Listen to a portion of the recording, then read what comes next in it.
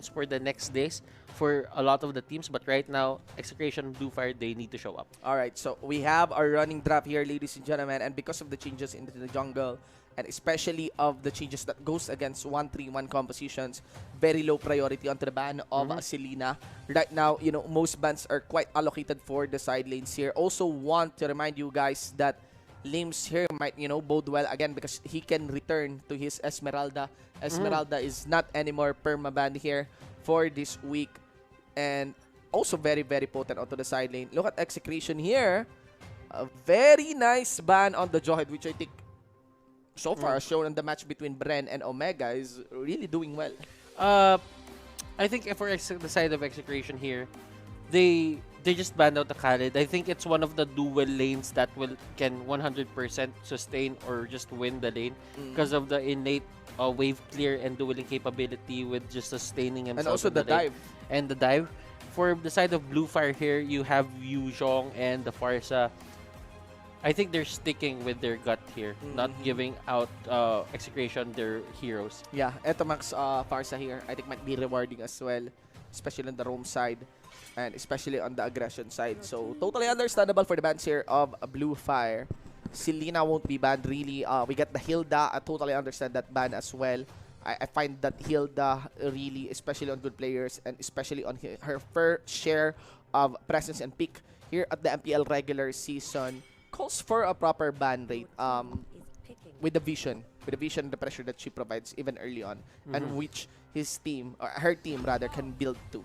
Okay, so Cho is the first pick here for the side of Execration, and you don't really expect like they would go for the big guns right now for Esmeralda because Chakno can play that, Benikute can play that, and it's a very flexible pick on their side. Yeah, we'll get the Chango here onto the side of Blufire, eyeing that the Chango actually is such a good pick, especially for the mid lane, especially on the wave clear that she provides. Although we did see on that game number 1 by Bren and Omega that the Chango will be punished by very willing heroes and players to dive her and pressure her in her lane. Blufire here going for the Chang'o, even if it didn't really show up that well on the previous series. Uranus, probably the first time that we're gonna see him in Project Next in a official game. So Execration here still going for the Yisun Shin, Kufra. They're not really staying away from their previous identity, and this is going to be an off-lane show. Ah, yeah. Yes, especially with the presence of the Kufra here. I know that would be nice. Although if I were Blufire, I would be choosing the Esmeralda. I find the Esmeralda a bit more dominating compared to the Cho. When it comes to side lane here, there's just a lot of control and wave clear for the Esmeralda, especially on the early game. But in terms of pickup, yeah, I would go for the Cho, especially on setup as well, because Esmeralda works more like of a follow through during clash. But does Blufire have plans of doing that? This is, if you can see, I'll just notice it right now. If you can see, Execration is playing like together. Yeah, well, for in a boot camp. Yeah, Blufire, they're not really doing that. Yeah, they're staying in their own houses. Yeah, I think they're playing separated here, and that is for the side of Blufire. Maybe you know, we leave that to you, of course, on the accounting for the news of Blufire here. But right now, there we go. We get the Alice banned by Blufire, ladies and gentlemen. Even with the backshot security here by them, they have nice durabilities in the lane, but I feel that these are not heroes designed. These are not heroes really designed to like get a nice shop, and make the most of the available gold for the game right now, especially on this Project Next patch. And they're still eyeing the Thams, or they're still eyeing their side lanes, really. So I kind of get the backshot. It's there to just control whatever sustained hero that Execration is gonna go for next. But you know what? I think it's a pick that you could have set up for another time, like for the 4th and 5th pick. I don't think right now for Blufire it has a lot of priority into just securing that. Yeah.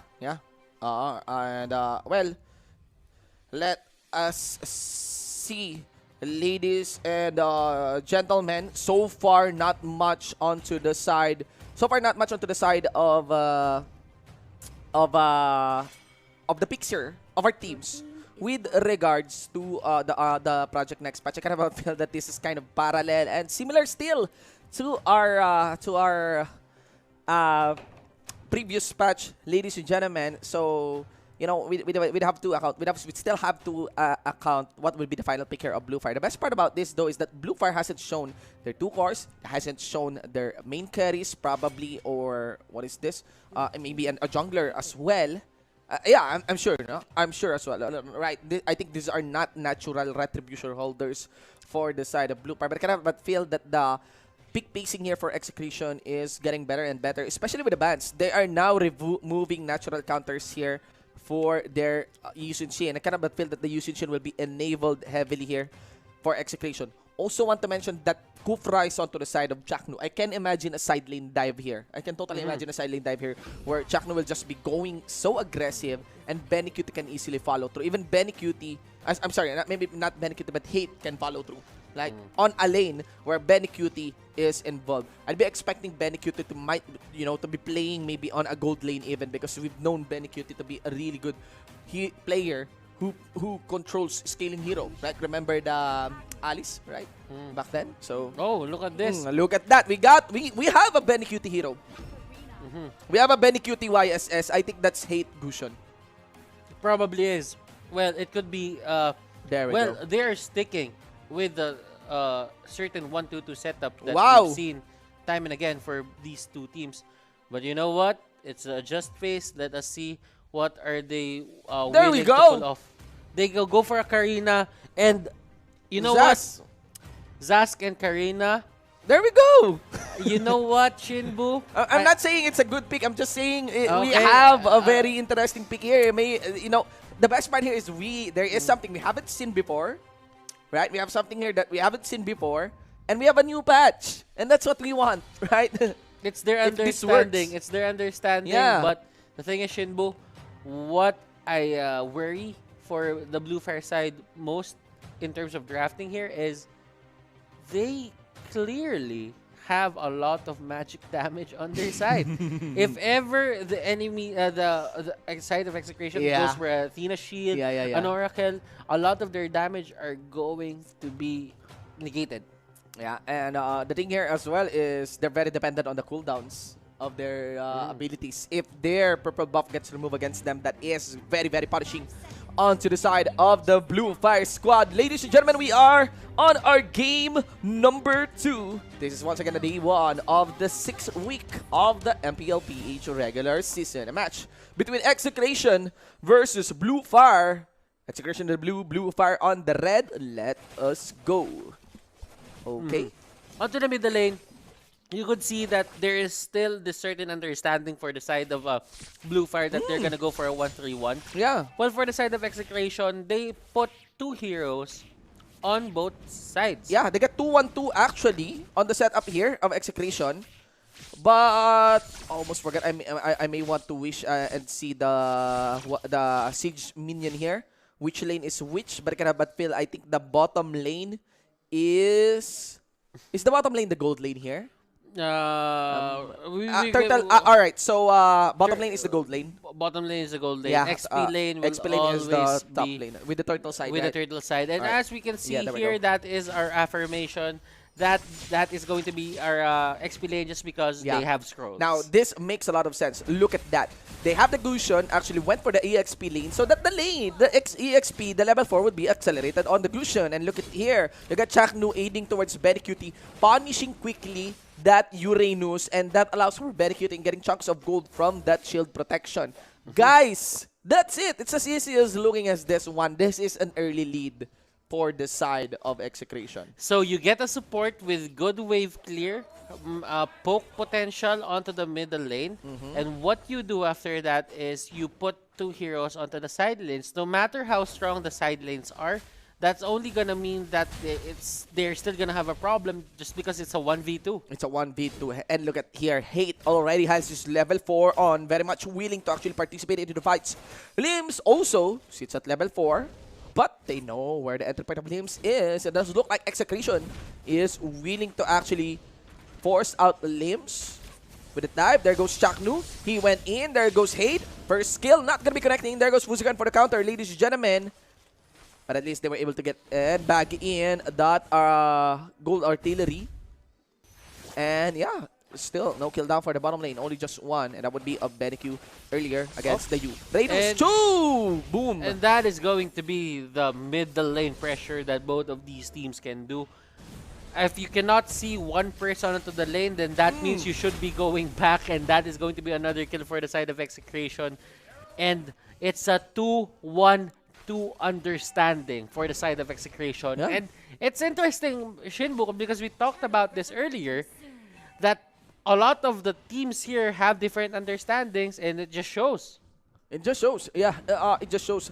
The 2-1-2 setup here clearly accounts for 2 cores, 2 carry, right? You have the Gusion, you have the YSS as well, and it's paying good for them, especially on the YSS lane, ladies and gentlemen, because Blufire here seems to want to acknowledge where the gank will come from Hate. So that's why maybe they're being a bit light onto this side lane Uranus, and maybe that's why things are escalating all in favor of Execration's BenQ's YSS. And this is not good because these are just the laning phase setup. At the moment that Execration tries to group up, they might have a better lead here. You know what? Because of their 2 cores. Shin, now I'm thinking that probably an invade isn't really the best thing to do. But what you do when other teams go for the invade is you try to get the information where they are taking the buff. Yeah. Just get that information and just freely go through whatever it is that you have to go through in other lanes, just because you can't really do the invades that easy when there is damage reduction on the jungle. Yeah, and look at Chakno here. He's even guessing where Limbs might be. So there is really a lot of pressure from them. And all that needs to be done here for BenQ is just to make sure that Secret will always farm under a turret. Look at the burst there, down for Chu. And that's it. Well, we did mention Chango is really good for maintaining your lane, but not so good when there is a potent assassin. And we get the Gusion. Hate working on that one. Now Chakno here, not going to be diving towards Secret. It doesn't matter. The pressure is still on. Coming in from Execration. You got the Baksha along with the Karina dancing around. But Etomax is always sure to provide vision. You know what, Shinbu? Why are they always targeting Chang Oe here? Why are they always going for Chu? Because right now, Chu has the Purify. Yeah. So that means in terms of mobility, doesn't have that. Yeah. Yeah. In terms of other stat, you know, for the flicker at least, right? You can displace or you can dodge the sword spike. Yeah. There is, I think, some little movement speed on the Purify, but that is has way little mobility compared to the flicker option. And of course, the team can capitalize on the idea that, all right, you have anti-crowd control, then let's go all in on the damage. Let's have a Gusion, right? And they're keeping it simple, keeping it basic. Execration here, not really showing us that much, but Blufire, they are getting forced out. Sword spike won't connect. That could have probably been a kill if the sword spike connected. Yeah. But the problem here, Butters, is not really of just the gank, of just the pressure, but of the lead that BenQ has. I'm very confident he has a very big gold lead here compared even to Unseen. Remember that Unseen has been dancing around on the EXP lane, so if you're looking into the levels, yeah, that's pretty intuitive. But in terms of gold here, you got 4.3 compared to the highest that is 3.1 of Blufire. So that's a lot of lead. A very early Blade of Despair here for BenQ, even with the physical, even with the attack speed dagger already onto him, second attack speed dagger. So look at that. He is really willing to duel. He's really willing to dish out those quick attacks just so he can get easy access on that executes of the Blade of Despair. Yeah. I'm actually thinking that the Deadly Blade is a good alternative, as we've said. Yeah. But then again, it really sets you back. It sets you back. It sets you back. Yeah. But look at this for the side of Execration. Sagitno didn't really even think about going for that Deadly Blade. He went straight for the Legion Sword. Yeah. And he gets a kill. Even against Uranus, actually, look at that. Even against Uranus, I think the lead is too much, especially the one established by Chakno's dive. that you don't really need a Deadly Blade anymore. You just went for the raw high damage. Just burst the Uranus down. I mean, if you get the execute mechanic, then why not, right? Even if you don't delay the shield, even if you don't reduce the shield, if you're just getting the execute down, then maybe that should be enough. Really, the idea here is just to accelerate your core. And that has been done here successfully by Execration. The acceleration goes at a lead of 7,000 in terms of gold and 10 in terms of kills. You know what? I'm actually seeing Execration here being very creative, not only in setting themselves up in the lane, but look at their emblems here. Even Benny Cutie using a marksman emblem. To be honest, we haven't seen a marksman emblem ever since the start of MPL Season 5. Or maybe even the open or the open qualifiers or the close Electroflash, qualifiers. right? Is that Electroflash? Not The marksman of Benny Cutie, or I think it's the Electroflash marksman emblem here. Well, nonetheless, that is the Electroflash. Yeah, so we got here the mounting chart. It's been a long time since we see the marksman emblem actually. We haven't see really always seen this. killing spree. We right? always see killing spree. Yeah. Sometimes there's a bounty hunter. Yeah. Sometimes always there's a high-end try, especially when turn things around on that Kagura onto the middle lane while she's alone. I don't think that they can actually catch up on this one anymore. Well, let us see, ladies and gentlemen. We got here our return for the game. 8-minute mark, 12-0 on top of that 9,000 gold lead for the side of Execration. We're still yet to see the Lord as the 60-minute timer, 60-second timer is still there. Rather, they are just setting up, kill brushes here. And maybe I think I can actually predict how the dive will be done here, how the fights will happen here. And yeah, that is of Chaknu jumping, obviously. And Chaknu just saying that this is my house. You cannot extend. You cannot go here. Go back to your base. You are not allowed to go out. You are grounded. Yeah, that's it. You just follow up with a mounting shocker after the dive of Chaknu here. It's really safe. Yeah, very, very safe. Very, very methodical. And again, you just need to have the waves in. There is enough wave clear onto the side of Blufire. But still, there's the dive of Chaknu. I can see it. There we go. There we go. There's the dive. There is the ultimate. There is the follow-up. There is going to be Benny Cutie getting the kill onto the backshot. And also Sagitnu following through. 2-4-0. Maybe they get the 3 as they get the kill onto Limbs on the carry. And that's it, ladies and gentlemen. On the mid, it is going to be Gunna. And yeah, no amount of wave clear will stop Execration on finishing this one. There's another jump onto Chaknu, ladies and gentlemen. Look at Edomax here. He wants to finish the game. Focusing actually onto the main base for that part. But yeah, just like that. One setup on Chaknu. Few seconds away, we got 2 inhibitors lost. And this is a good performance coming out from Execration. They're pushing their limits. They know that at this point in the game, Blufire can't really do anything. Because in terms of damage output, they focused on magic a bit. Not a bit, but they really did focus on magic.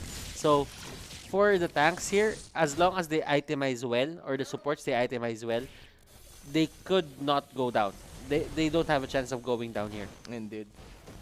And I'm not sure. Did I just saw Chu use his ultimate without his second? But maybe just my eyes. Let us see here. Chaknu gonna go for the dive here. A catch onto Unseen. Ultimate, of course. Unseen is actually one side laner here. It would be very rewarding to target him. You got no Zaz. That's one big reduction onto your wave clear. That's gonna be it. It's just a countdown timer before this game closes in with the Lord already pushing in mid. And no minion wave up top. Doesn't matter. There is gonna be Chaknu. He will be casting it. I really doubt he will cancel this. He will go for the dive, and that's gonna be on towards Chu. And they go for the base. Ladies and gentlemen, this game number 1 will go to the side of Execration.